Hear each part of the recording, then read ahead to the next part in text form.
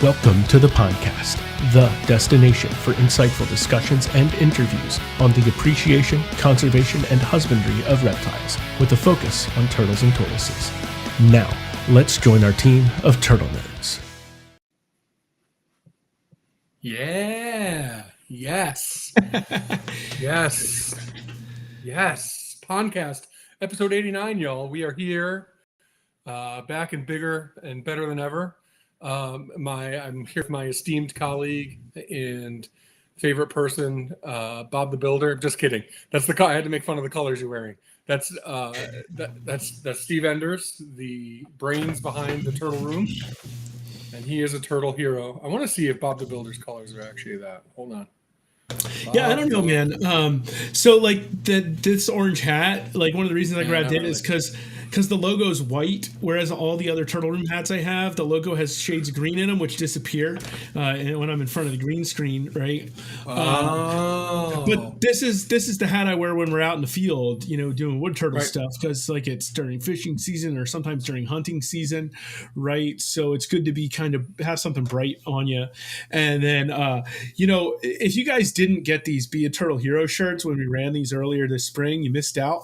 I'm gonna swing around here. You can kind of swing around back a little bit, right? Yes. Awesome design by our own Miranda McLeaf, and they're all in bright turtles, like it's a road crossing sign or whatever. So, I'm busting out the gold because again, it shows up in front of the green screen where my bright green one doesn't. So, got you.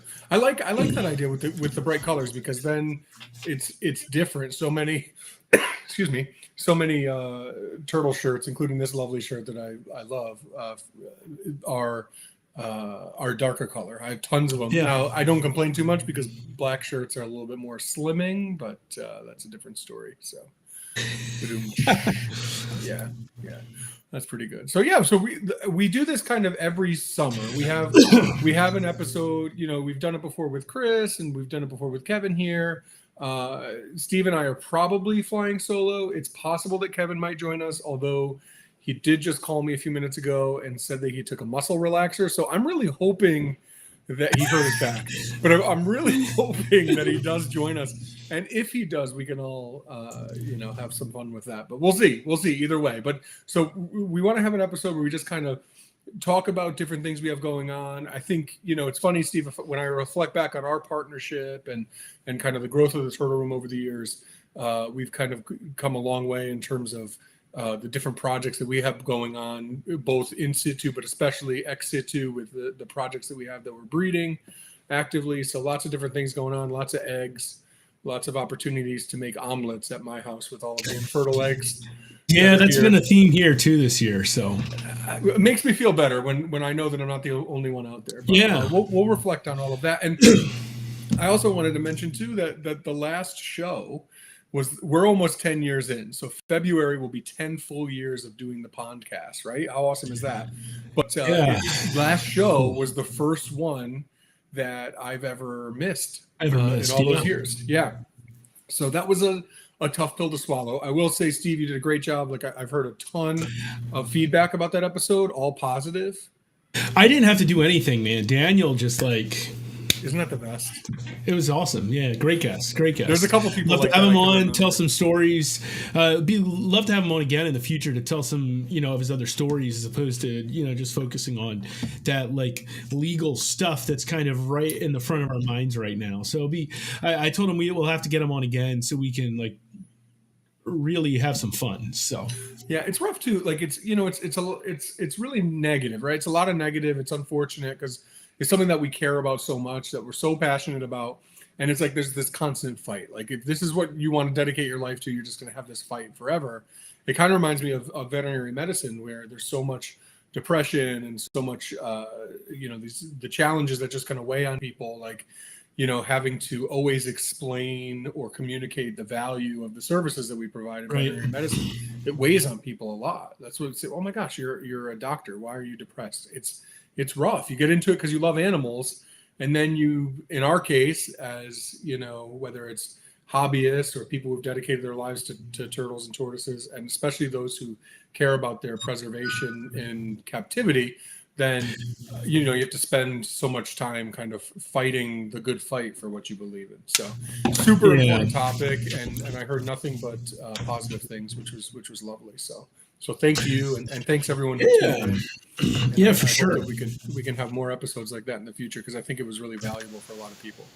No doubt, no doubt. Before we get too deep in here in the weeds, couple things we want to highlight for y'all here at the beginning of the episode.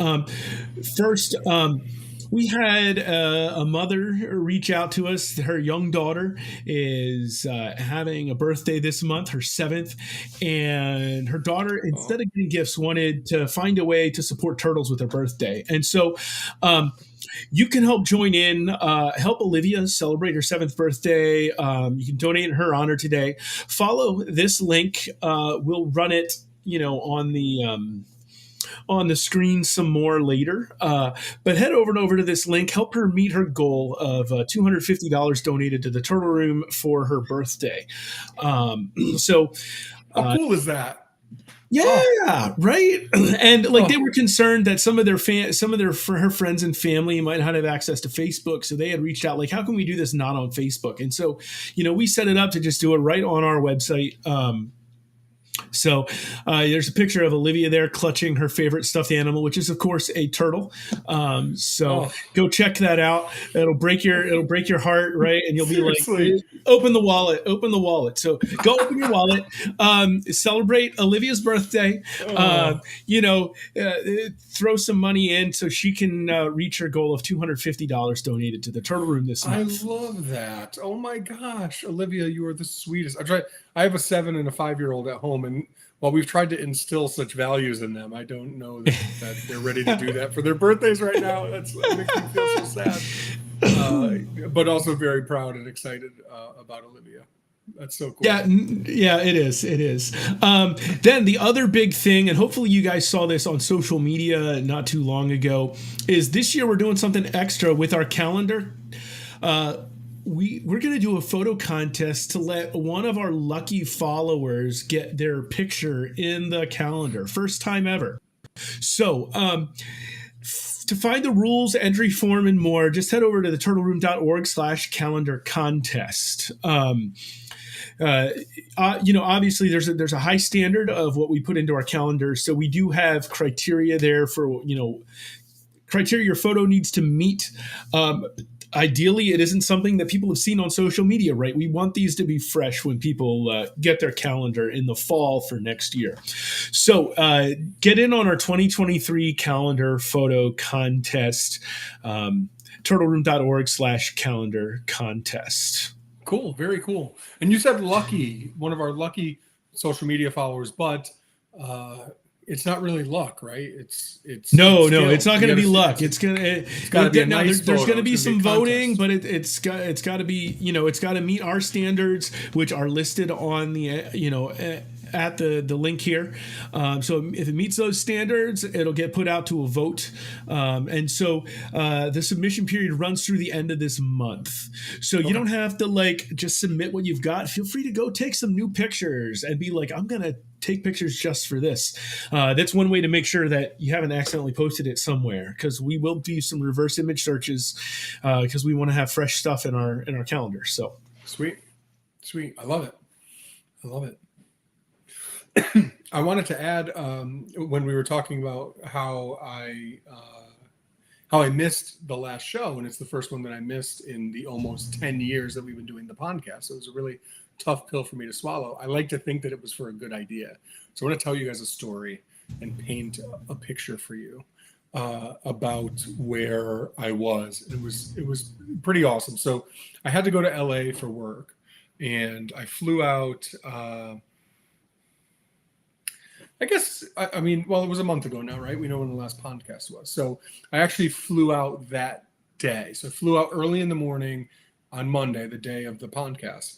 And I remember getting there, and I had plans to meet Michael Skibstead. And several of you might know Michael. He's a young man and really is a turtle prodigy. He's someone who kind of burst onto the scene at about age 14 and had spent time over in Madagascar and He had written an article on alligator snapping turtles for the Badager journal, which the TTPG puts out, the Turtle and Tortoise Preservation Group, and has only continued on, growing and learning, and since then. And I mean, at now 18 years old is basically the next best thing in turtle research and knowledge and everything. And the kid is just amazing, and he has a new podcast.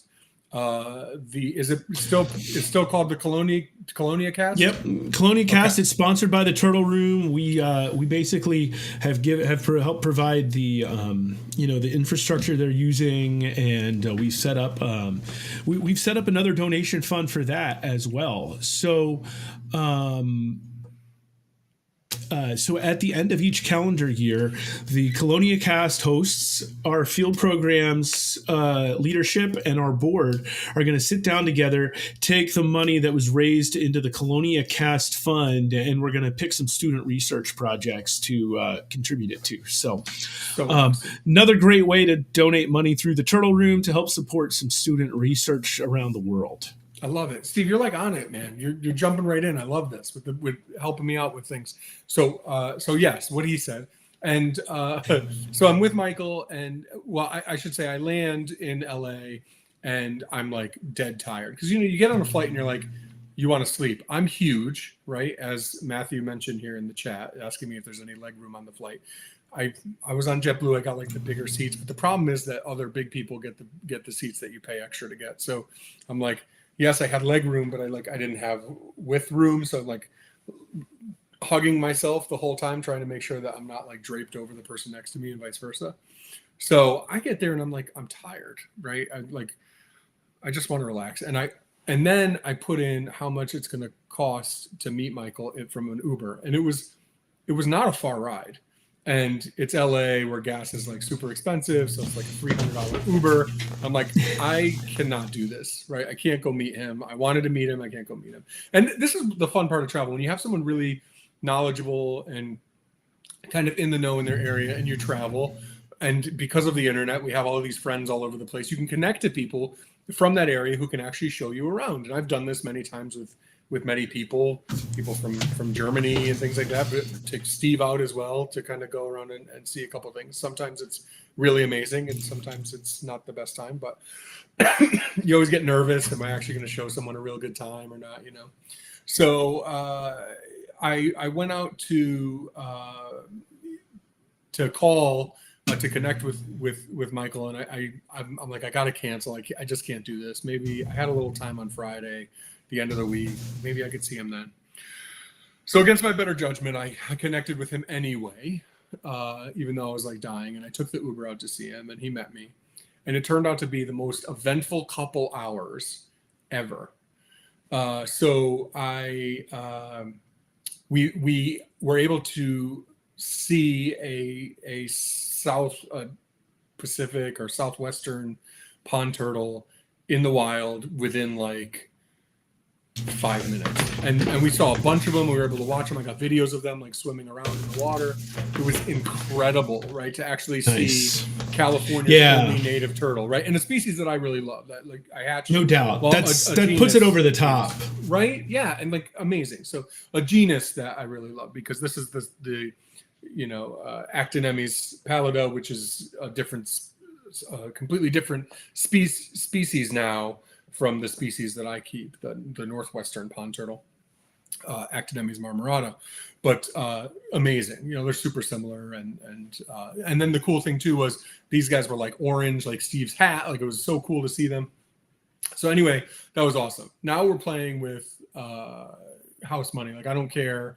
We're good. I feel like the trip is made. I've been in LA for like 4.5 minutes, and the trip is done. I'm all set. I don't need anything else. And Michael, because he's the sweetest, agrees he's going to drive me back up. I'm not going to have to Uber back up and to LA to get to my hotel. And he's like, I really want to bring you out to this spot where you can see sea turtles. I'm like, okay. sea turtles. Like, I'm more of a pond turtle guy, maybe more of a tortoise guy than sea turtles, but like this sounds pretty cool. It's not something I could see all the time, even though I live on the East Coast where I'm near the water. We don't see sea turtles very much up here.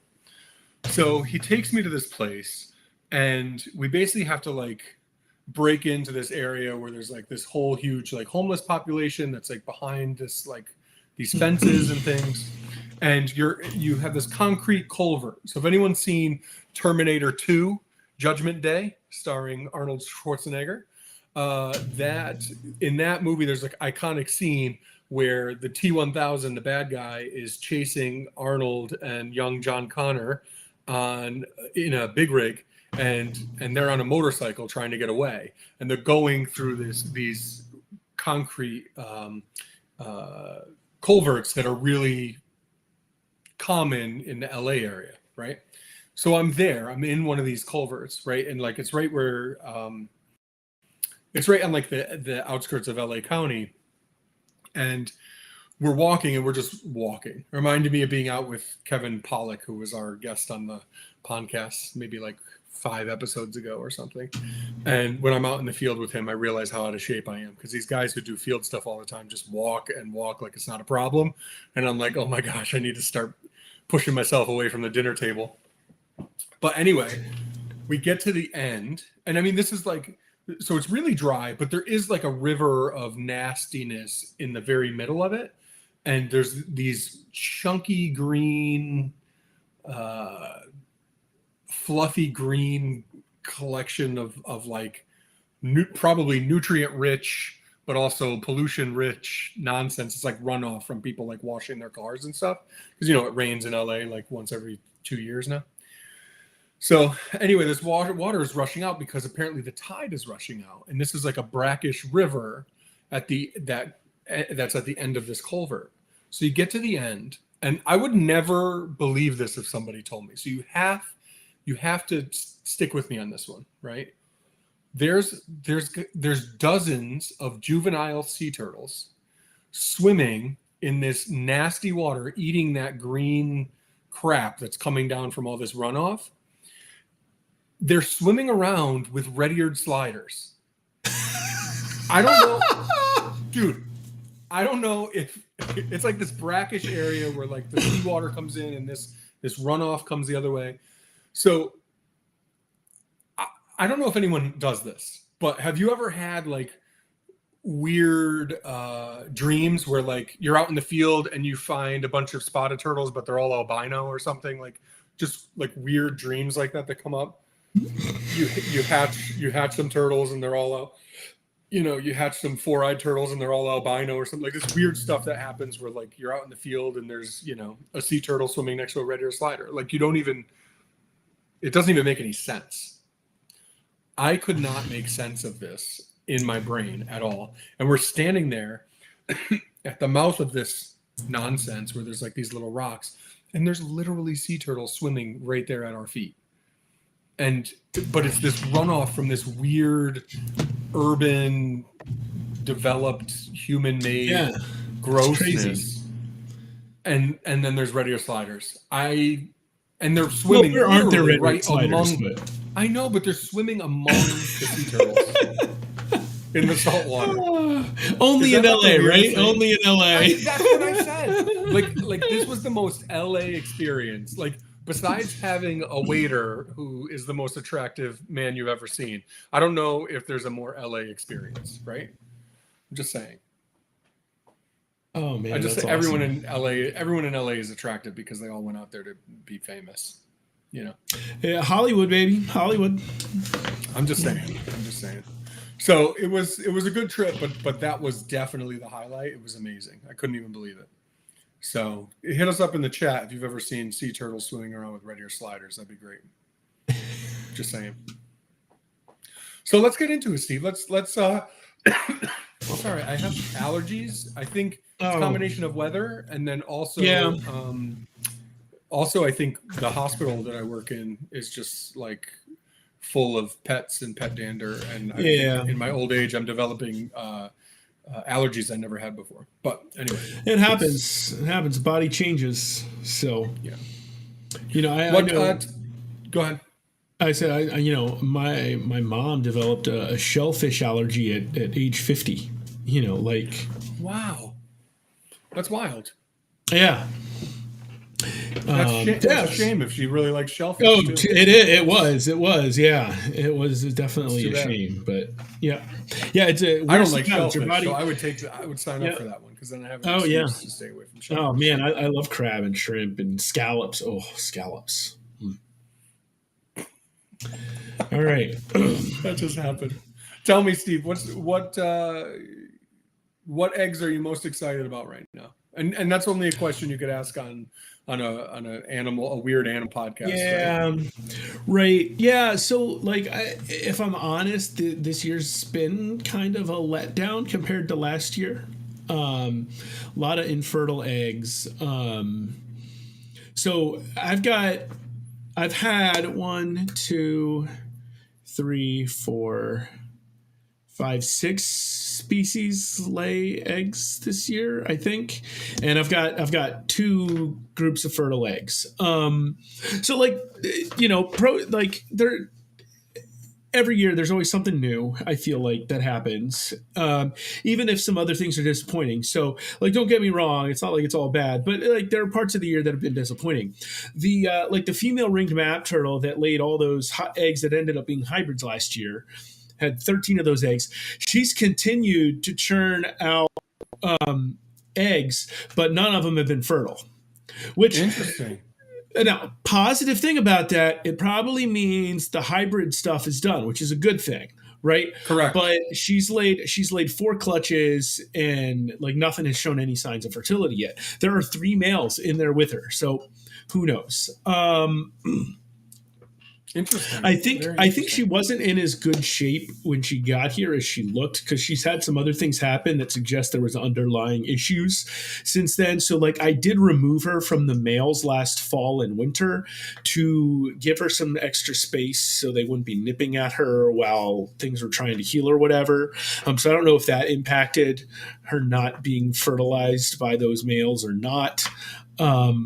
But no ringed maps this year so far. I wouldn't be surprised if she lays 1 more clutch, because then she'd be the same amount of clutches she laid last year. So we'll wait and see. Then, we have that big yellow blotch map turtle that was a confiscation that was given to the turtle room from U.S. Fish and Wildlife. And so it spent its first 3 years in captivity, bouncing around a bit. It was in a couple different habitats over at Garden State Tortoise before it came here. And so she actually explored the nesting area and dug a little bit this year, but ended up depositing her eggs in the water again. One of those is fertile though again. So okay. We got 2 fertile eggs out of the water from her last year. 1 so far this year.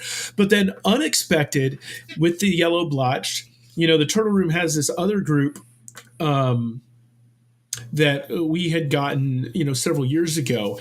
And one of those females finally reached laying size this year. I wasn't necessarily expecting it, but I knew it was possible. And she's laid 2 egg clutches so far, all fertile.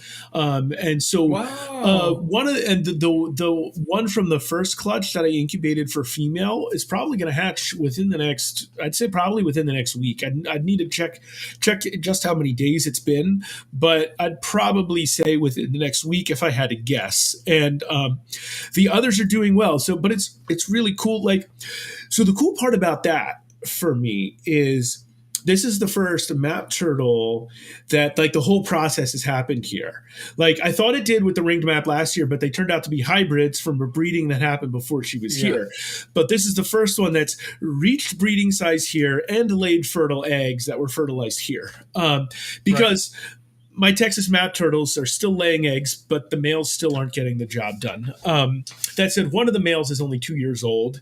So, weren't super hopeful for that, this year, maybe next year when it's 3, who knows? But yeah, so that's a really cool thing is we've gotten, two egg clutches from this female, her first time laying ever. So that's cool. And then, something that I know you get a kick out of all the time is, when you get these 2 egg Spengleri clutches, right? They lay 1 egg at a time so often. And like with their small size, like you even wonder how they're going to lay 2 eggs anyway, right? And so those eggs look really good. And so, like, I'm really excited about those 2 eggs. A species that lays 1 egg to lay 2, come on, it's double the size of a normal clutch. It's a huge bonus. Right, it is. And like, of course, the one thing that's always amazing to me, incubating both Spengleri and map turtles at the same time, is just how differently they develop. Particularly when it comes to speed, right? We're frequently incubating Spengleri eggs for like 100, 110, sometimes even 120 days, right? And these female map turtle eggs will be under 60 days. So like, I feel like I can candle a map turtle egg like every few days and it looks bigger and different. And the Spengleri is just like, are you doing anything? But it is, right? Because they just had this slow ramp up. Now, we can flip it right back to you there. So not only have we gotten some nice 2 egg Spengleri clutches at the Turtle Room this year, we've gotten 3 egg clutches from 3 different females. Insane. Yeah, a 3 egg clutch. I mean, there was a social media post a couple months ago where somebody was like, someone got a 3 egg clutch, and then a bunch of people were like, I didn't even know that could happen.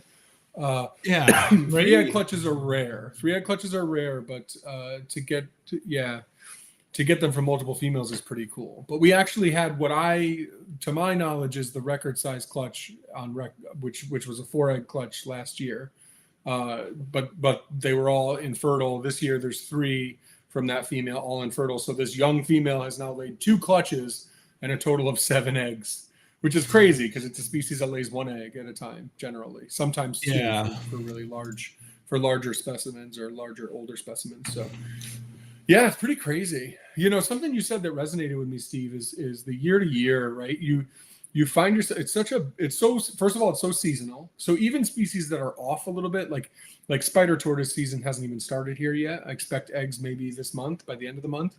And then they'll be hatching, over the winter, and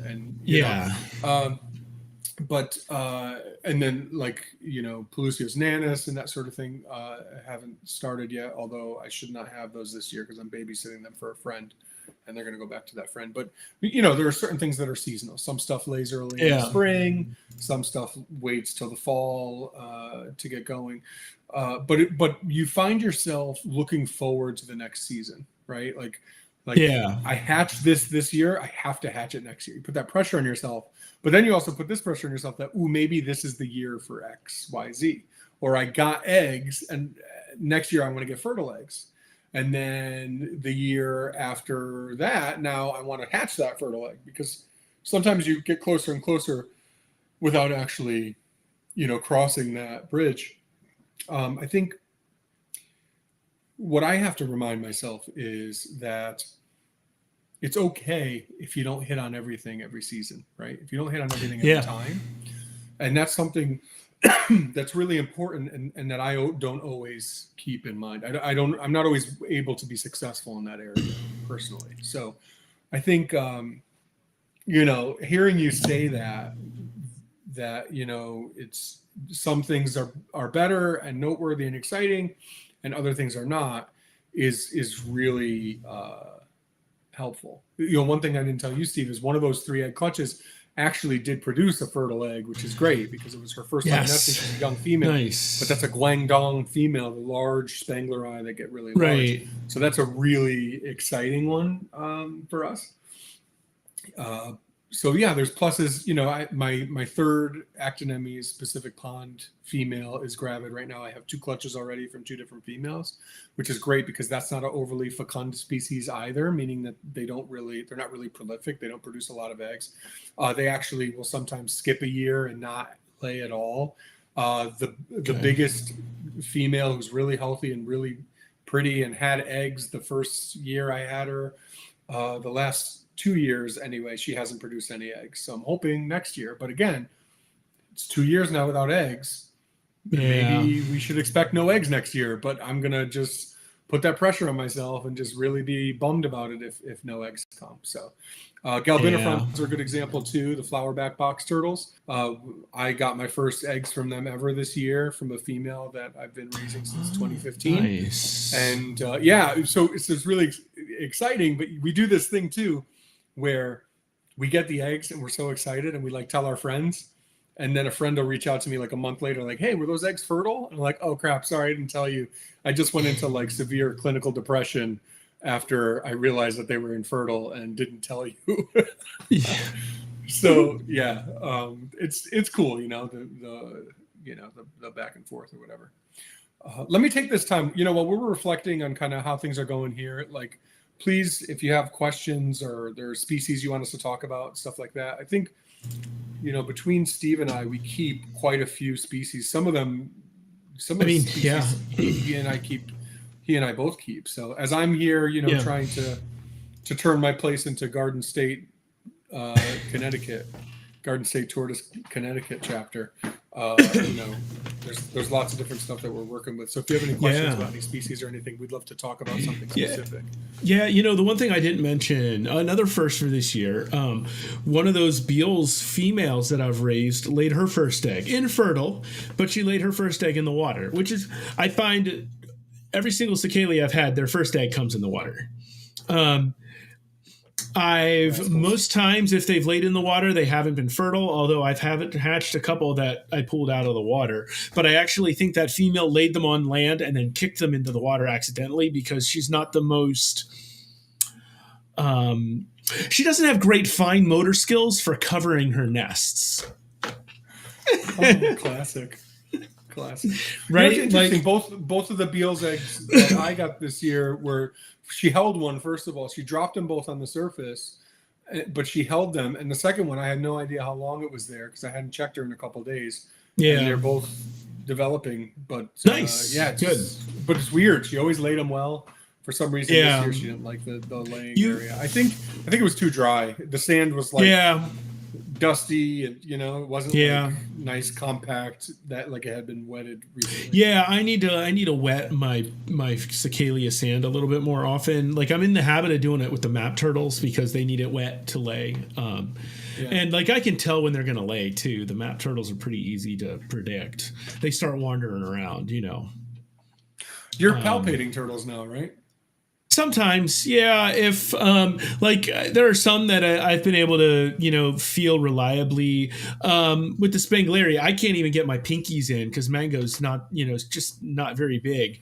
But I can always tell when she's carrying, just her the back of her body, just a little more robust, and eventually she slows down eating, which you've experienced. It's pretty common for Spanglaria to just like I've seen her I gave her worms and she rejected worms. And I was like, she gonna lay soon, like her favorite food. And she's not eating it. And you're like, she's gonna lay.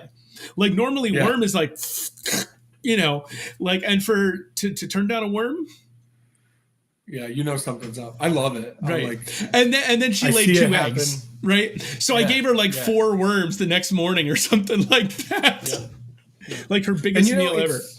It does correlate to the amount of eggs they have too. The more eggs they have, the less likely they are to eat, and the earlier they go off of feed as well. Yeah, definitely.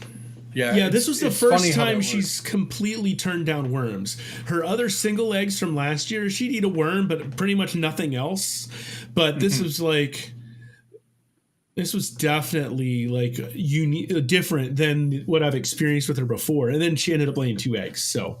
I get really excited. Like, say it ain't so. Come on, it's really happening. I didn't even know. But I palpate my animals so much that I usually have a good idea of who's gravid when. I keep a running list. I have a big whiteboard in my turtle. Okay, interesting. In my basement, and I keep track of who's gravid when. So I palpate a lot of species. I palpate once a week. So like the flavos, they're outside. And flavos eat each other's eggs. So and I know those you have to be on top of. Before. Yeah. Like a flavo goes to lay, you miss the nest here in Connecticut, they're dying in the ground because the unless they lay, it's a really early nest. You're not going to find ground hatches here. So you have to kind of, be on your toes a little bit with that. So I go out once a week and palpate all of them.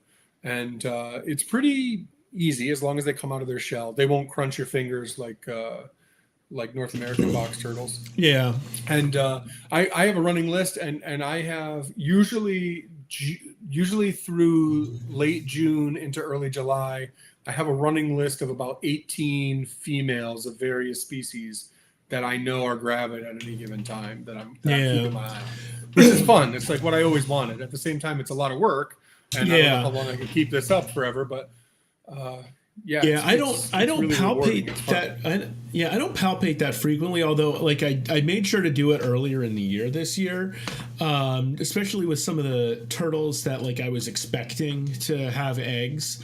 Partly just so I can get a little bit better at it, but like especially with the map turtles, I definitely try to give them periods where they're getting disturbed less often because, map turtles can be kind of skittish basking and going up to nest if they're not like completely entranced into the laying their final eggs process. You might scare them off. So this time of year, especially if somebody's been up and down, like I'll check cameras before I go into the room so I don't scare anybody off. But so even for like doing turtle chores and whatever, I try to do it like first thing in the morning. And then if I'm going to do like an extended stuff, like, I've still needed to do filter maintenance and some other things. Like I try to, if I do that a day, I try to like not do anything the next day so that like that whole day is kind of like free for them to just like do their normal basking routine and stuff, just because, map turtles can be kind of that way. So. I want to, I don't know if we've ever really gotten into this a little bit, but I'd like to do it if you don't mind. Can we just talk about palpation for a second? This is something that I've been preaching to you about for a long time. And you're like, I don't really know. I can't really feel it. This was a few years ago. Like, I don't really know. I'm not really comfortable. I don't know. And I've gotten to the point where like I'm totally like a creep about it. Like every one of my female turtles knows that I'm coming to like totally violate them to see if they have eggs. But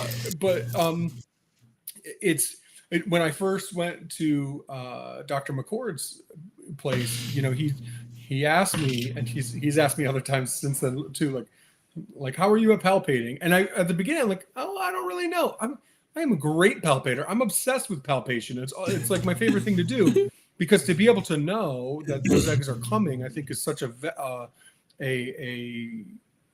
valuable tool, and what's interesting though, I think a lot of people don't realize is you can palpate some pretty small turtles, even if you're a bigger person, like, hey, 350 pounds over here. But I have those mini musk turtles that I actually can palpate. I mean, these are adult females that are gravid with one egg, because that's a big thing too when you're palpating. If it's a species that carries one egg, it can be a lot more difficult to palpate them. Yeah, because you want the eggs pooch out on the sides when it's a species that carries a lot of eggs. So like Pacific pond turtles are small, but they carry smaller eggs. Like a Blanding's turtle carries a lot of small eggs. A lot of North American species do. Diamondback terrapins do.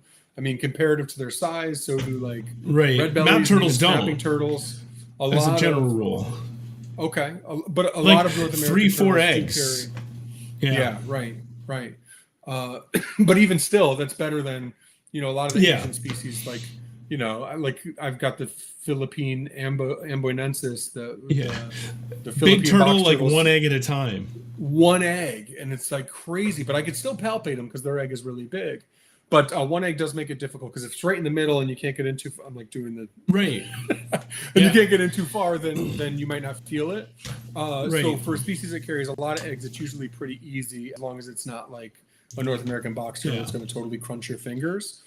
And what I do with a lot of those species is I'll pull them from the group, and I have maternity ward enclosures, and I develop these for the flavos because they eat each other's eggs. So if a flavo's gravid, I pull them in, I put them into a tub with shallow water, and I just let them sit there, and I feed them pellets while they're there if they'll eat. I also feed them right after a female lays. It's like the celebratory dinner. She gets to eat a ton of pellets before she goes back outside. and I give them cuddle bone and stuff like that, so they're getting some calcium. But they won't lay. I've never had one lay in the shallow water, and sometimes I might have like only 2 of these maternity ward setups available for that species, but 6 females that are gravid. So I'll keep palpating them, and you can feel when they get ready to lay their eggs, the eggs actually move back in the body to the posterior part of the shell, and they're actually sitting there near the cloaca getting ready to come out. So that you can palpate a turtle for 5 weeks as she continues to hold those eggs, and then you can feel them actually travel down when time starts to get near, and then that's a turtle that you want to move into the maternity ward when the time comes. Right. So it's proven really valuable for me. Any Flavo that I've palpated that's had eggs this year has laid the eggs. So yeah, that's been pretty good. What else did I want to say about that? Oh, species is really important. There are some species where it's really easy to get fingers in front of the back legs to be able to palpate for eggs, but their skin is really taut. So thick, it's just tight, like a it's either tortoise tight like or that. it's like, thick. Yeah, you can't push through it. It's not. Some species just have this spongy skin where you feel like you could touch your fingers together. Yeah, it's so loose and like a diamondback terrapin skin is very loose and soft. Species like matamatas, I've palpated matamatas many times, and the skin is just very, very tight and doesn't move. Yeah.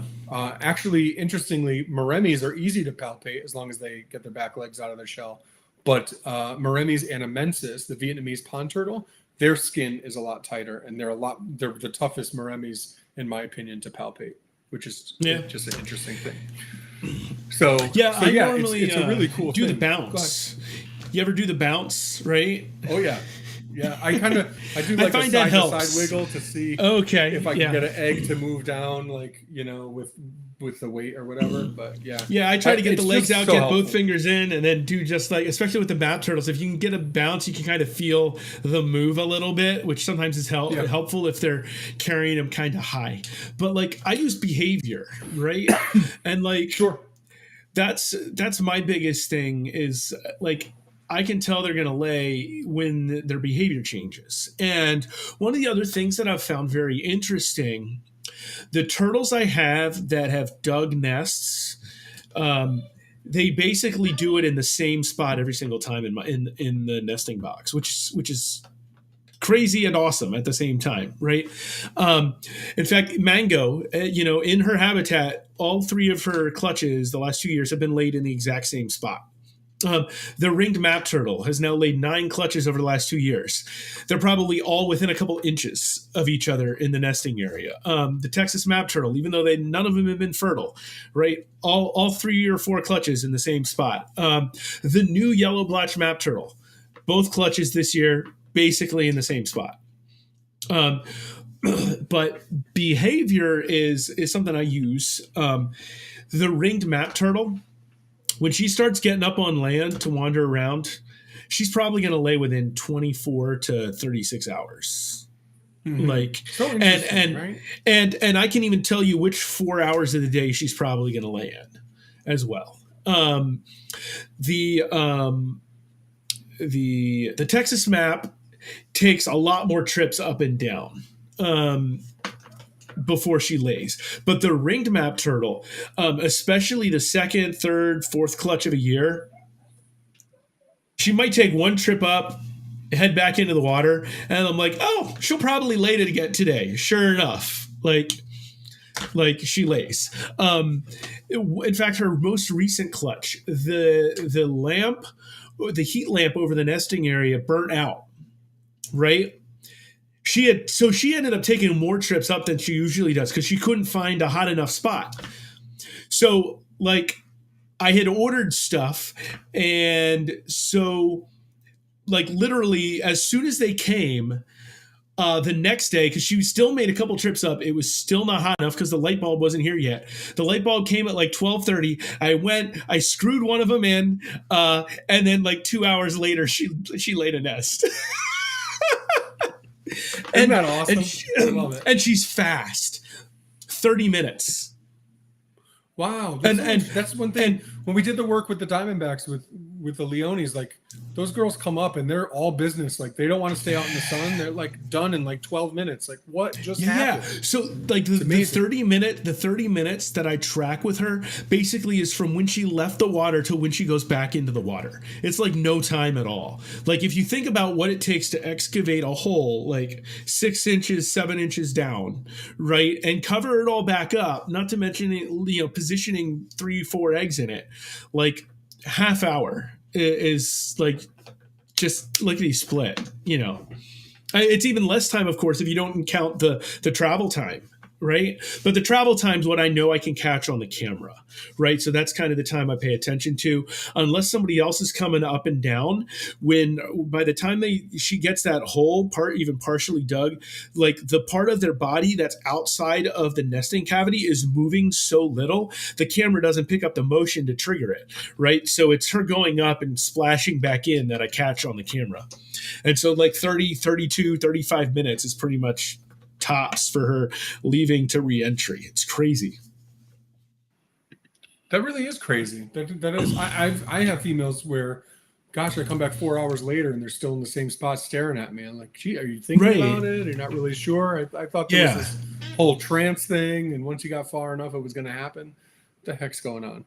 But another thing that happens with me too. I have one enclosure. It's a waterland that has like some Maremmes hybrids in it, and for whatever reason this year everyone decided to get gravid at the same time. So the benefit of palpation is that I know who's gravid when, and I can see like there's all 7. So I have a tub that's only females, and I saw like at one point this year all 7 were gravid at the same time.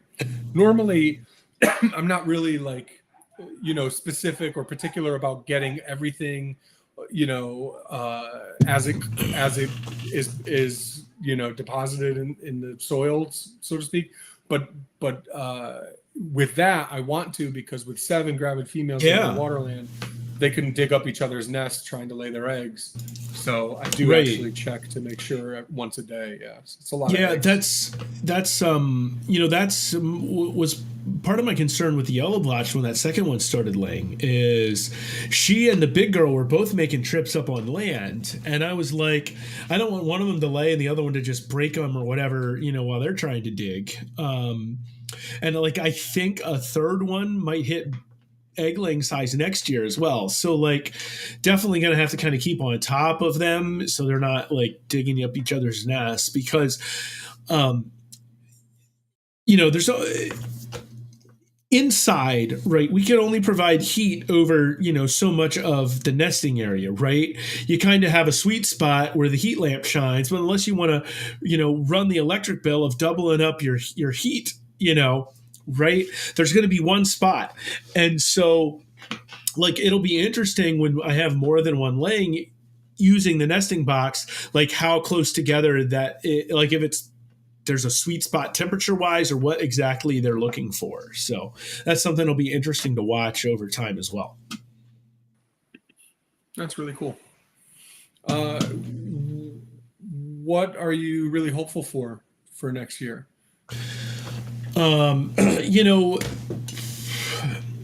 I'd love my hope for several years now has been fertile Texas map eggs, right? I have that female that I raised from a hatchling that has been laying clutches for like 3 or 4 years now, and the male just hasn't fertilized. And Texas maps are notorious for needing competition, more than one male to make something happen. So like I've got one that's definitely like a mature, adult male. Then I've got this 2-year-old that's in there now. And then I've got another one that's 1-year-old. And so like within the next couple of years, I'll basically have 3 adult males, but that's kind of something I'm hopeful for. I have, I don't have any fertile Cicalia this year, which is the first time in several years. So it'd be cool to get some new bloodlines of that going. There's the 3 females, only one's ever laid fertile eggs. The young girl keeps laying infertile ones in the water. I'm not sure what she needs to let the male fertilize her. And then there's that old female that, is. Of course, the quads are basically combined. Most of them are a combined project, right? There's that old female we co-own that she still hasn't produced anything since she's been here. hopeful for that, and of course, hopeful that I get some pure ringed mat babies too. Like I thought that might happen this year, but maybe we're in a transition year. Next year will be the year that happens. So, Yeah. But like, I think literally at any point, I could all of a sudden have 1, 2, 3, 4, 5, 6. I can have like 7 species. Like just like this, I could end up with the year with 7 species laying fertile eggs. And it's probably going to happen at some point. It's just a matter of when, right? Like, I definitely have mature females in that many species. It's just a matter of when they're going to all start, producing fertile eggs. So yeah, I get that. I have to remind myself that actually there are certain ones that I sleep on that I don't really like. You can't count your chickens before they hatch. Certainly can't do that with turtles either because they're tougher to hatch than chickens. And then, like I don't know. There's this. I'm always surprised, like when the eggs actually come from those females you've been raising up. Like I used to find myself like putting a lot of pressure on myself, where I'm like, oh, this could be the year. This could be the year for spider tortoises. This could be the year for galbinifrons. This could be. Now I'm saying like next year could be the year for McCordi. Like there's always something that's on the come up, but sometimes it takes a lot longer than you would expect. Like the galbinifrons that laid this year, she's been adult size for like 4 years. So there are some species that, start laying once they really reach maturity. And then there are other ones that just really like to keep you on your toes a little bit more. Spider tortoises are like that too. Like they didn't lay early, but then all of a sudden, they just decided they were going to start. So yeah, well, like, and then, like, there's turtles that do the exact opposite, like mango. Like, we were both like, oh, she's probably approaching breeding size age, and then all of a sudden we get 2 eggs from her last year, and we're like, oh, great. Like, she was last year was 2001. She was 7 years old, right? Like, all of a sudden, fertile eggs. Pretty old. Yeah, she never even laid an infertile egg before that. Yeah, that's what's crazy. Once she started, she really started. But the youngest that I've had a Spangleri lay was before their 4th birthday, so they were still technically 3 years old, which is crazy. Why am crazy I quick? Yeah, them? But when the female is adult size, and like that yellow blotch, the new layer this year. Like I wasn't expecting that. I was like, oh, she's around 500 grams now. She's probably getting there. And then all of a sudden, I get 2 nests from her. Hey, right, and fertile, right? No infertile eggs. That's so weird. So it's tough to quantify sometimes. It is. Like I have, because I have that Texas mat that's never laid a fertile egg, and a lot of, I feel like a lot of animals that I've had lay infertile stuff before they start laying fertile stuff, right? But mango, the Spangleri, and then this yellow blotch kind of just flipped that on its head over the last 2 years. Who can tell, right? Yeah. Of course, what's really fun is, sometimes with map turtles, you'll get these little like jelly belly sized random eggs in there too. I've gotten a few of those over the last couple of years. Of course, they don't do anything, but you incubate them anyway and hope you hatch a 1 gram turtle. It's totally true. What's funny is that like the little musk turtles, the mini musk turtles, actually like lay eggs that size, and then you see like a Reeves produce one like that, and it's like, oh my gosh, it looks just like a little Everglades 3-stripe egg or whatever. Yeah, that's really cool. So I'm going with a sim method for some eggs this year. I saw that. Yeah, I don't know that I love it. It takes some getting used to. It's a mental shift, right? Like it's. I think it's really natural to be like, I need dirt, right? They lay them in dirt. They lay them on dirt. Why do I not have dirt? Like, it's funny because Kevin Pollack, he's had a lot of success. He hatched a Mahudii egg, a jagged shelled or serrated box turtle egg, with on top of aquarium gravel, with water down below, just like sitting on top. So Yeah. basically like Sim, his best looking Spangler eye egg this year is being incubated that way as well. Interesting. But with the Sim, the thing I don't like about the Sim situation is they're not made for turtle eggs, and they have these really oblong spaces for eggs. They don't nestle very well. And for a guy who loves Asian turtles, like yours truly, a lot of them lay really big eggs, and I haven't seen a Sim container that has spots big enough. If anyone has any, knows any, please share. But any that I bought are either small or really small in terms of the space for the eggs. Right. So. Yeah. The one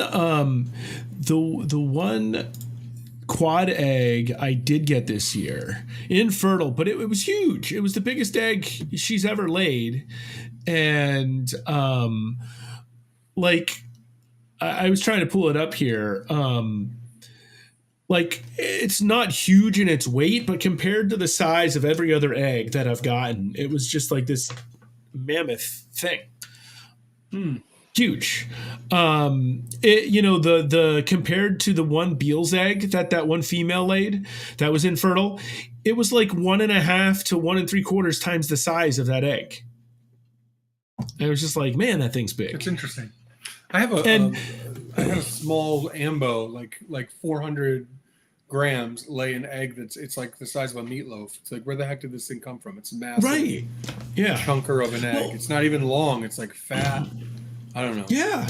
Well, the two eggs Mango laid in that single clutch had as much weight and volume combined as the 2 eggs that one yellow blotched map turtle laid, right? And the yellow blotched map turtle is literally 2.5 times the size of Mango weight wise. Like, so is that all? So 500 grams, it's probably more than that. 2.5 times Mango is probably, it's probably closer to 3 times Mango's weight. In fact, like, so when you compare egg volume to turtle volume, what Mango produced was like 10-20% of her body weight went towards an egg. Yeah. That's so interesting. That's an interesting thing to think about too. Like you take like a snapping turtle or these large Aldabra and Galapagos tortoises, although their eggs are very big, they're so big. So by comparison, these hatchlings that are produced are so small compared to the adult size. And then you take something like a Spangler eye, and that hatchling it's tiny, but compared to the adult, it doesn't have a lot of growing to do. Especially if it's a species that grows fast, with certain care. Like I have the Nanus that the African, I always like to say the common name so people know. The African dwarf mud turtle, Pelusius nanus, that I hatched last year, it's like adult size already, and it's I don't even know how old it is, 8 months, and it could go and live with the adults, and you might not even pick it out right away because it's like almost adult size, which is just crazy, but. These little guys can grow kind of fast. So I just pulled it up. That quad egg was almost 5 centimeters long and 2.5 wide. Like, that's crazy. It's like a torpedo. Yeah, it was. It was. I was surprised by how big it was, for sure. Yeah, it's weird too. That's an interesting thing too. Size and shape of eggs, right? So. The Pacific pond turtle clutches I got this year. One was from the female who produced viable offspring last year, right? And the other is from a new younger girl who's a juvenile subadult and now is just coming into adulthood and laid her first clutch. And the female who produced last year laid these really nice round eggs, bigger eggs than last year, less of them. Last year she laid 7, this year only 5. But nice, big, perfect-looking eggs. Like as soon as I saw them, I'm like, "Oh yeah, we're in business. This is happening. She's doing it." The other female laid 4 eggs, and they look like little javelins. They're like super long and skinny, and like come almost to like a point on the end. Yeah, and I'm like, "Oh great. Well, these aren't fertile, right? It's her first time. There's no way." So I'm going, I wipe the eggs off just so I can put an X on them and write like A.M. for the species name, and then I write the date on the bottom. And I'm literally just holding an egg in my hands, and it breaks in my fingers. And it wasn't broken. I smashed the egg in my fingers, holding it, going to write an X on it. I've done this 1,000 times, and it's nothing like that's ever happened. And I wasn't holding it hard. It wasn't like, oh my gosh, I didn't even realize. Like, I was barely holding it. So like these eggs, all signs point to these eggs being the most infertile mess of a clutch ever. But it's a great sign that she's laying, right? So I take the 3 remaining eggs and I put them into the vermiculite, and I just put them there. And actually my stepfather was visiting, and I'm like, "Ooh, cool, a female just laid." And I was telling him, like, as my hands covered in yolk, these eggs aren't going to be fertile. Well, guess what? The next morning, they start banding. Like, you have got to be kidding me. So there's these weird shaped oblong javelin eggs that are banding, which is awesome. I never would have guessed it, but now it makes me feel bad about the probably fertile egg that I crushed in my hands. And I still wonder if they can, will it produce viable hatchlings in these weird shaped eggs? I don't know. But normally infertile eggs are a weird shape. Not usually, but oftentimes when you see those really weird shaped eggs, especially for a first time layer, then that's going to be an infertile egg. So, I'm surprised. A lot of times people tell us they want to get into these husbandry talks, and I'm not seeing anything in the chat. Any questions? No questions. It's crazy. Apparently they're just soaking it all in right now. They're just mesmerized by the amount of nonsense that's coming from our mouths. Apparently, and I just realized something broke in our database in June at some point. So now I got to figure out what went wrong so I can fix it. Tell me what a cooler species is, and I will definitely. Filling ponds and listening. Thanks, Chris. I like that you like my hair too. I don't know what cooler species is. You have to tell me what a cooler species is, and I'll talk about it. I mean, unless it's one that we don't keep, but. Oh, Central American wood turtles. I don't know about those being cooler than what we're talking about, but. Oh, they are cool. Well, yeah, right. Oh, that's Jordan. I couldn't tell. Oh, box Jordan. Turtles, man. We could talk about Florida box turtles. Florida. I have a Florida box turtle named Florida Man. That's the cooler turtle reference. Yeah. Chris, nice. Send some Florida boxies my way. I'm deciding that I'm going to keep those. So really like I can send you one, maybe. Oh yeah? I love them. I still have one from that Chris Lekowitz sent up last year.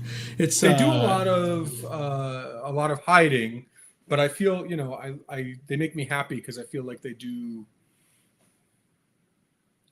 turtle things. They don't want me to see them and they hide. I mean, they have a star pattern on them. Like, what are they supposed to do? They're supposed to find some grass and make a living out of it. I don't know. So, yeah. Diamondback terrapins. We talked about diamondback terrapins on this show just now. A lot of times. Yeah. We did. Right? We mentioned them today, though, too.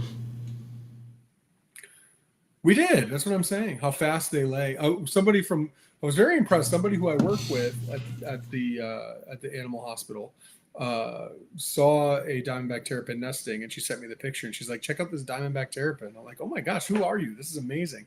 She was very proud of herself that she knew what a diamondback terrapin was, and as was I. A lot of people up here don't really know when they see one, but they do. Yeah. They are, seen quite often, observed quite often because everybody flocks to the shoreline this time of year. Yeah. So. Oh, Viv, that would be fun to incubate those. What's incubating? She's probably not gonna. I'll tell you in the private chat. Ooh, interesting. Got my interest. Definitely. But that would be a cool species to talk about. But someone said that they palpated their hermans and can't feel a thing. That's because it's a tortoise. Tortoises are. I've really never tough. palpated a tortoise effectively before. Tortoises like I said matamatas and Vietnamese pond turtles, and there might be some other aquatic species that are really difficult.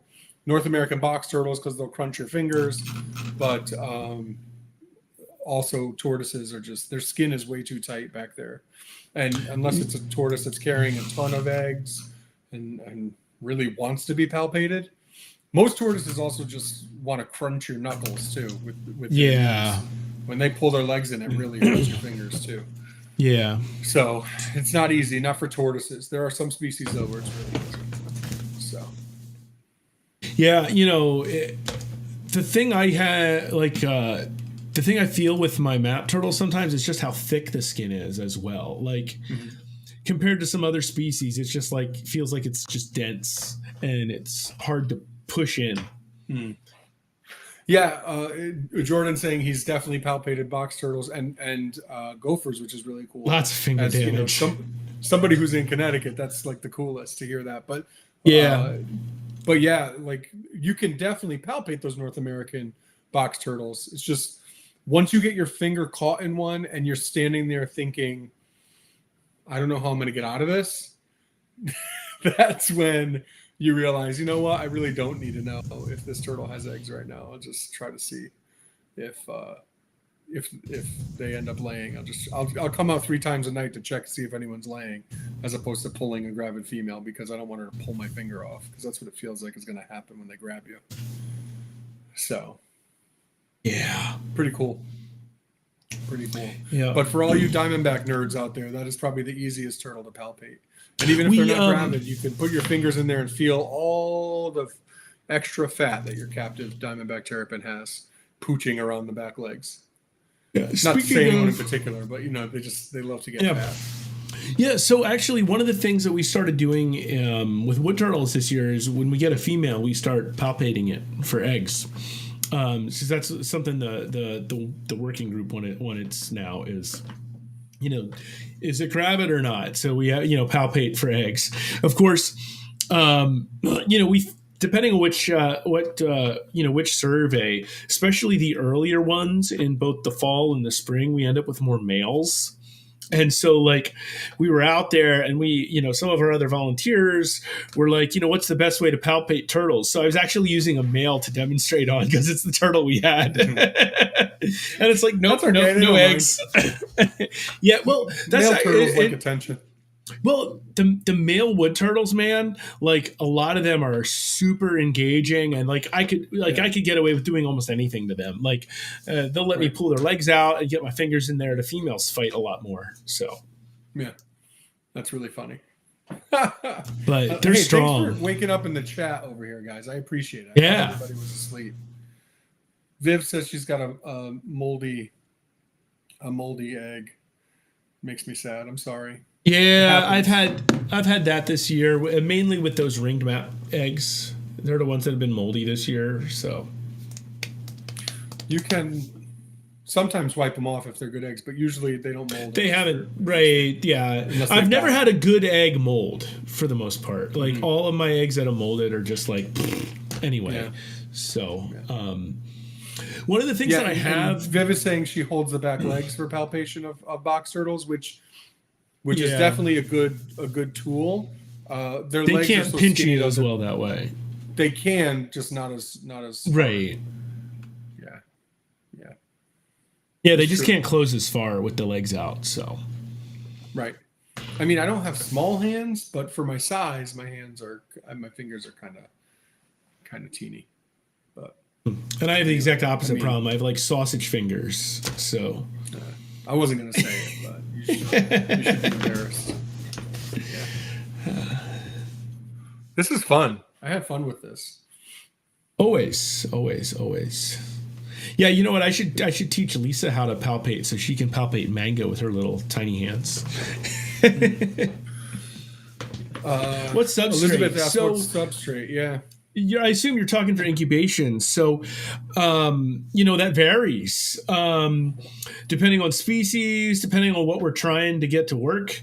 There are, like with Spengleri, we started with a third of peat moss, a third vermiculite, and a third of Perlite? No, just those No. two, and then sphagnum on top. That's right. Those two and sphagnum on top. Things. Right. Half and Eventually, half, and then you went sphagnum away. on top. Right. Eventually, you went away from that. I'm using something similar, and that's worked. Like I'm using half vermiculite, half perlite by volume, and then I use damp sphagnum on top. And that's so the egg that hatched last year and the two this year. That's what I've done. The other one last year, I tried leaving uncovered since that was something you were working on at the time, and that one didn't do as well. Mm-hmm. It started developing and then stopped. Yeah. So I've come to a little realization. I'm happy to tell you this because I've been thinking about it a lot. Yeah. I started to really play around with incubation a lot, and I've had bad years. I've had like 5-6 bad years in a row that are worse than I would hope. And before that, I had a lot of success. So here's what I think. I think that the container matters. And I know if I'm listening to this right now, I'm like, yeah. The incubator matters too. I think what changes with the air. So like how fast is the substrate drying out because there's too much ventilation in the incubation container, or the area where it's being incubated is too dry and it kind of zaps the because I've had some turtles kind of hatching out that you can see like a big air bubble before they hatch in the egg. It's not full of hatchling and yolk. It's full and fluids. It's full of air, and they have a hard time hatching out. I think they stick to the eggshell at a certain point. So I think having an incubation container that maybe has one air hole and is closed tight and doesn't like your incubation. So what I would do is every 2 weeks, I would pull them out and add water. I don't think if you have the right incubation container with a lot of these species, especially the ones I'm incubating, I'm not talking about tortoises. I'm talking about like Spengleri and some of these Asian turtles and stuff.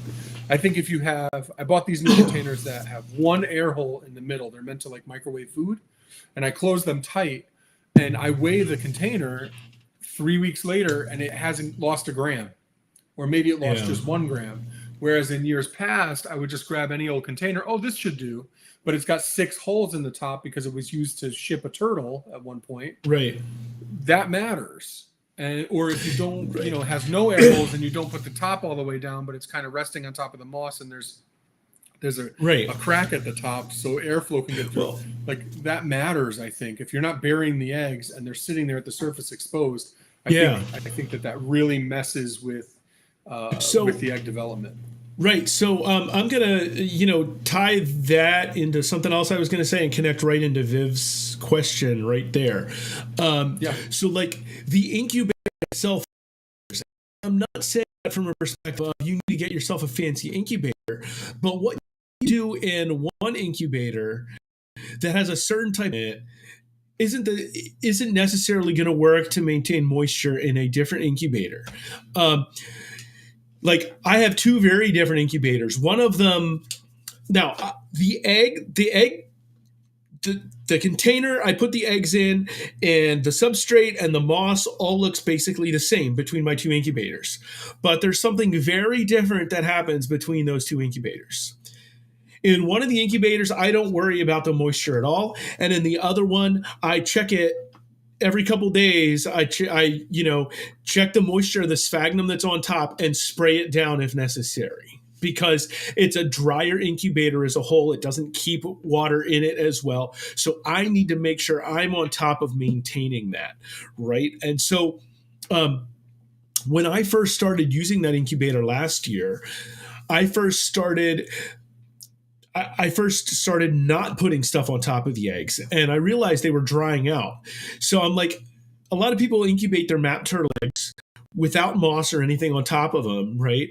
But I use sphagnum moss and, I don't actually cover them. I basically kind of lay it next to them in between the eggs, and then keep it moist throughout the incubation process. Like probably with those containers, probably like once a week, I'm actually spraying it. I open them every day for oxygen exchange, but like once a week, I'm basically spraying down the sphagnum there to keep it damp.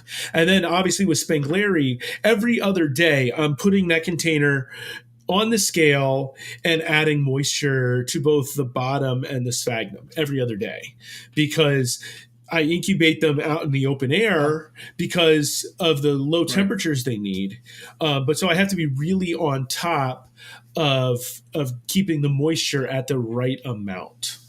That's the part. And then the other thing too is just like when you have a bowl of cereal and the milk isn't touching the top before you start to eat it, the cereal down at the bottom gets more saturation than the stuff that's sitting up at the top. Even though it was all wet when you poured the milk in, it's still not, right. There's still a gradient there, and that's what happens with our eggs.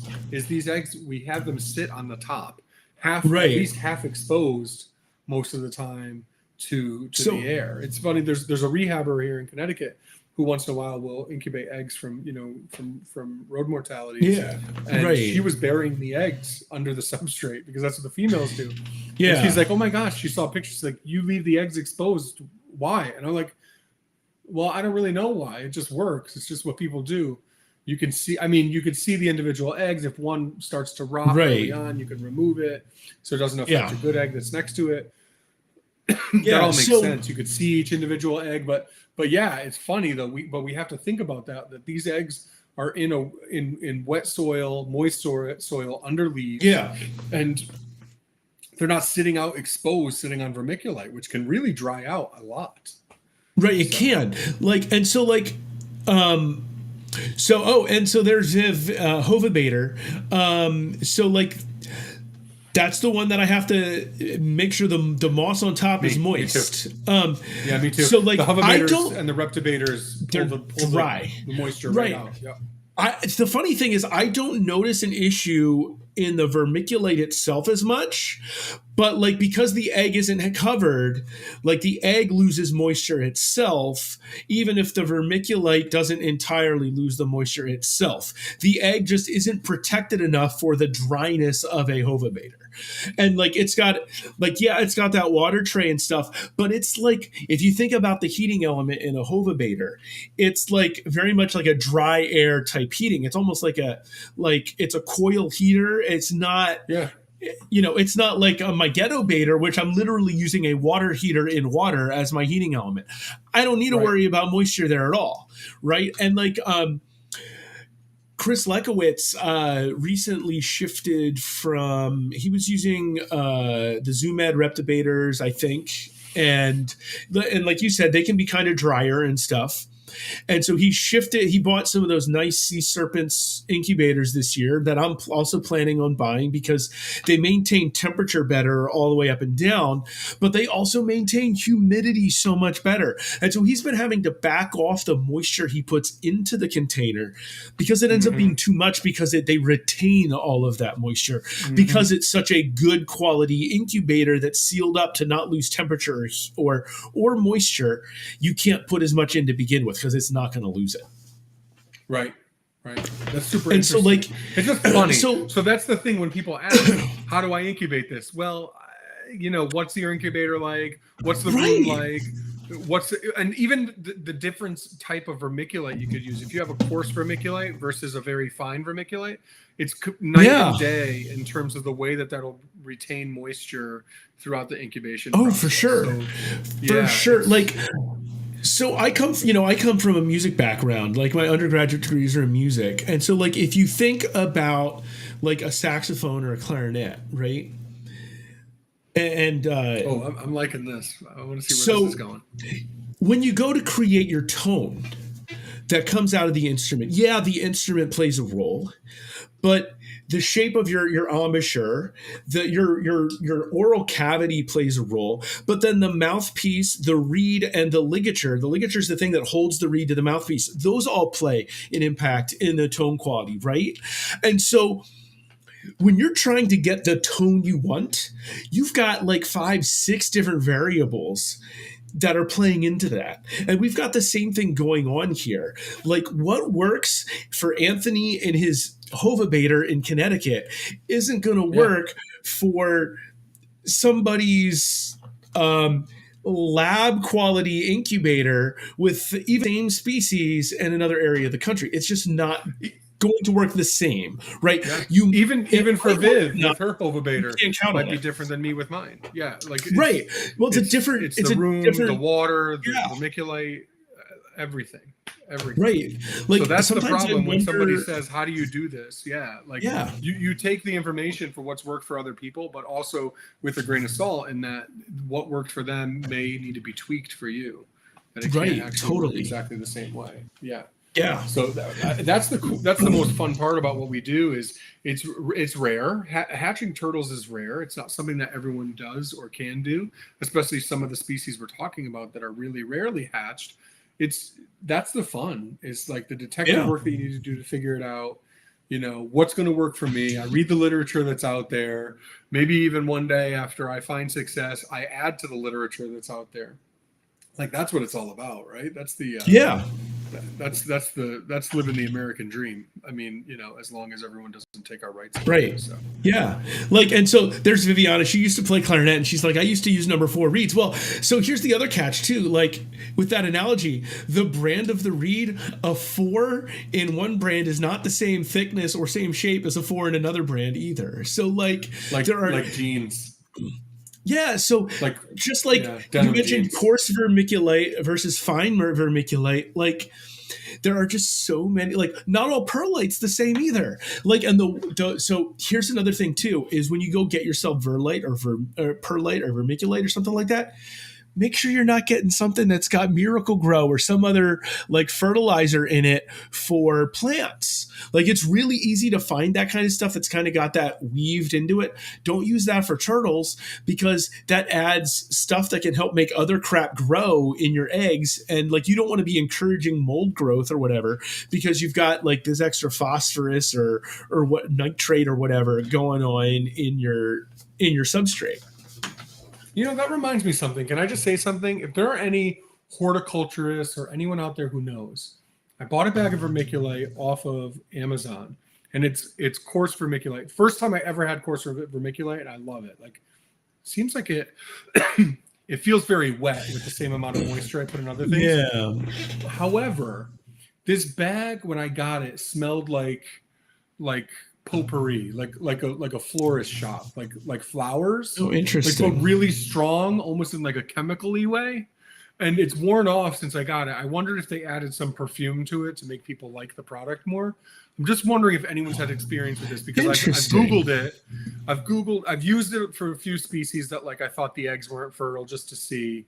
The first couple containers, the eggs really smelled really floral in this wet. Interesting. But now the vermiculite isn't smelling like it as much. I was just wondering if anyone's experienced that at all with any weird floral smelling vermiculite. It smelled strong. Yeah. Like, I don't like perfume, so I pick up on it pretty quickly. But I mean, it smelled like the cleaning aisle at the grocery store. Like, it was not my favorite smell. Yeah. Oh, and I'm going to throw out some quick things out there for folks. Throw some quick things out there. So for those of you that use Hatch Right, like, it's kind of expensive, right? It's basically perlite, give or take, right? So it's like really coarse perlite. Go get yourself some perlite. You know, like, I think there's one of them that's basic. One of the brand name, incubation beddings is basically coarse vermiculite, right? Go look for the coarse vermiculite. Just like light bulbs or anything else.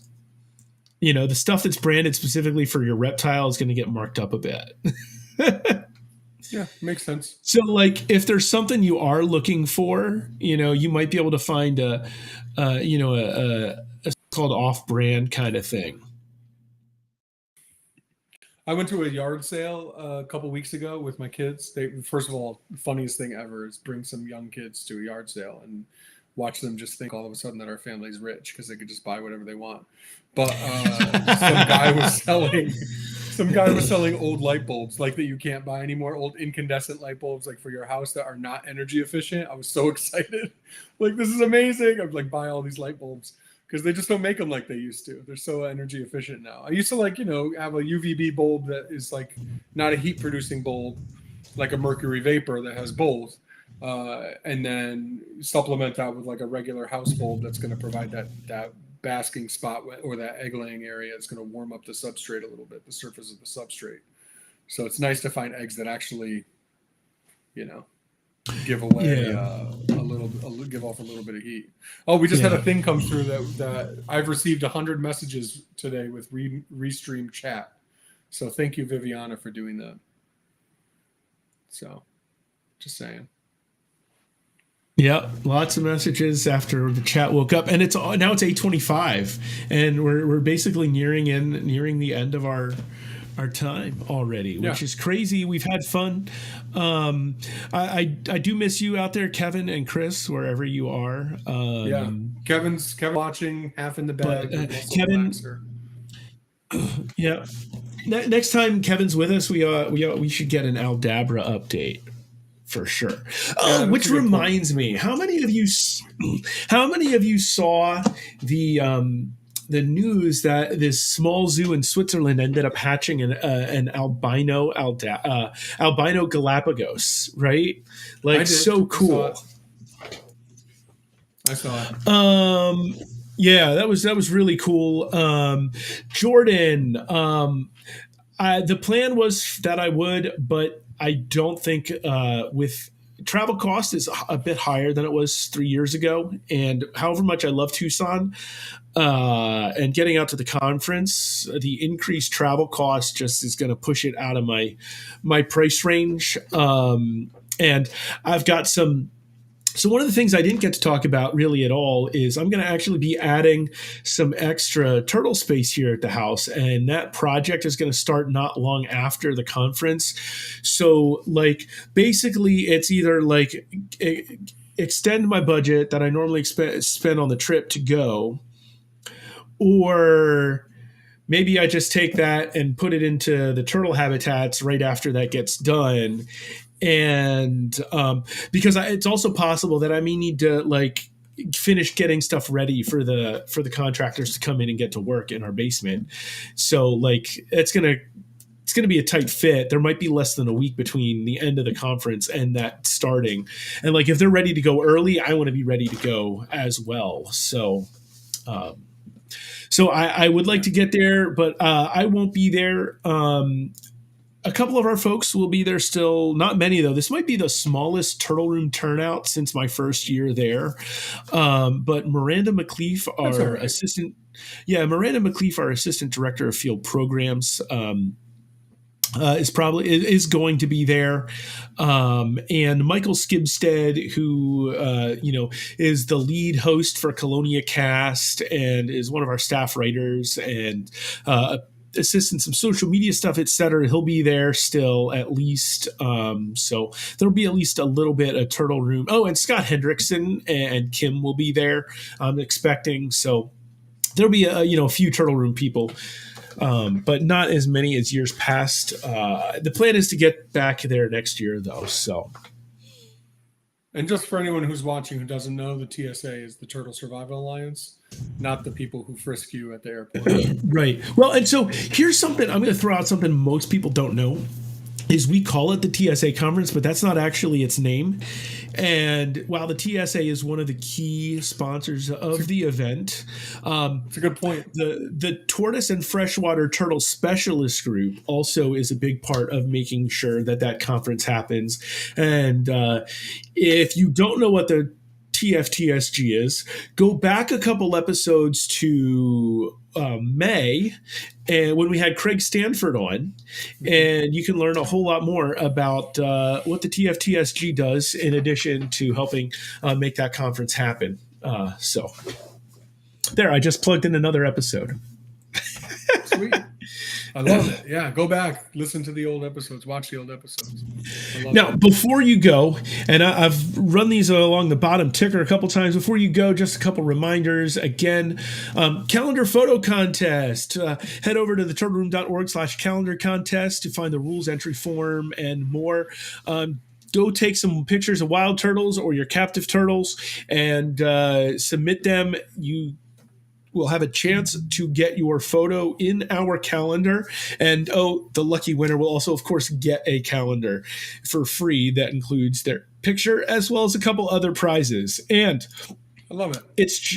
And we also mentioned this birthday fundraiser help Olivia celebrate her 7th birthday. She set a goal of $250 of donations to the Turtle Room in honor of her birthday. So head over to theturtleroom.org/donations/Olivia's 7th birthday and open up your wallet a little bit. You love the podcast, you love the Turtle Room, You do. and You all do. let's be honest, you want to make this 7-year-old girl's day by contributing to her donation campaign. So That is so sweet.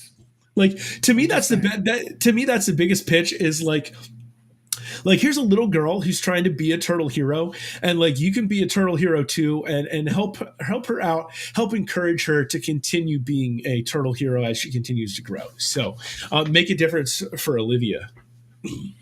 And just so everyone knows too, like the Turtle Room has in situ projects in the U.S., Africa. We're working on some Vietnam, some stuff in Asia, and I think a lot of times, sometimes the public perception is here's some guys talking about keeping turtles. Like the turtles I keep, for the vast majority of them, are just like my turtles. Although I'm part of the Turtle Room, we use them for education and stuff that the Turtle Room does, and we're working on, making certain pieces of this more official than they are, but. Like funding does not go to like Anthony being able to keep his turtles. Those are my. Does that make sense? I just want to make sure that people know that, because I think sometimes the lines get blurred a little bit with some of that for stuff. sure. And we're working hard to kind of define all of that, and we have been. It's kind of a long road, but I just want you to know that like these small nonprofits are where, and I include the Turtle Survival Alliance in that. Even like we're obviously much smaller than them, but I don't mean to say we're better because we're small. I just mean small nonprofits like this are the ones where like the money really goes to the in situ work that makes a difference, to the educational work, informational work, to kind of get people understanding, getting them over stigmas and stuff like that. Like that really important work that goes towards making a real difference, as opposed to like paying for staff. We're all 100% volunteer run. And again, that money's not just coming back so like, Anthony can hatch another turtle. Like that's not how this works. Just so everybody knows out there. Yep. Yeah. Everything from educational materials on the website to wood turtles in Pennsylvania, diamondback terrapins in New Jersey, Kinexus in Africa. We help. We provide software to that same organization in Africa for all of their captive stuff. Spangleri and Galbrinifrons in Vietnam.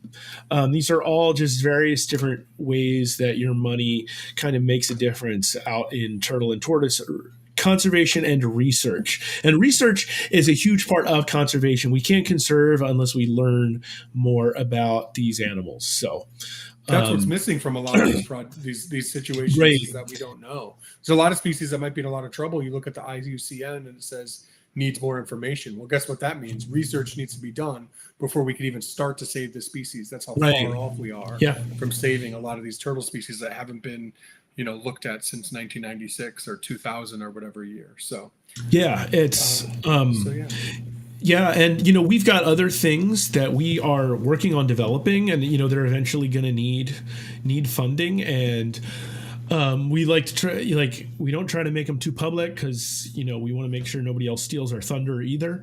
But before they're official, you can also trust that there's other projects that we've got kind of in the chute to kind of make a difference in education, conservation, research, sometimes combining all of those things together in one. We kind of got on our soapbox there, but I think it was a good time for it. I liked it. So this is the time to do it. Like, it's just you and I. We don't have a guest who we need to, get great information from. It's just us. So this was a lot of fun with you, Steve. I appreciate it. Oh, no doubt, my friend. Always love the time when we get to do this kind of thing and just catch up while we're also on air. It's a good fun time. Yeah. So absolutely. Well, I appreciate you. Appreciate everyone for tuning in. We'll be with you. We are doing next month, right? I know we've skipped August. Right. The plan is actually as of right now, the plan is to do the second Monday in August instead of the first Monday. We might have something special for you. It's still in the works, but at the if tune in on August 15th if you're not attending the conference, and even if you are, our show comes on it'll come on right as that first day of talks is ending, 4 p.m. Arizona time, right? So since it's going to be in Tucson. So see you on not August 15th, August 8th. Sorry, August 8th. Not August 1st, August 8th. Okay, we're going to do August 8th. Cool. August 8th, yeah. Got the date wrong there, but August 8th, second Tuesday in August, and probably in September because the first Monday, second Monday, we're going to be a lot of second Mondays here, July, August, September. 4th of July kicked us back a week. The conference is kicking us back a week. And Labor Day is going to kick us back a week too, probably. So second Monday is kind of our rhythm here, at least probably until we get to October is my guess. So sweet. Thanks, guys. Take it easy. Appreciate y'all. All right, let's roll it out, brother.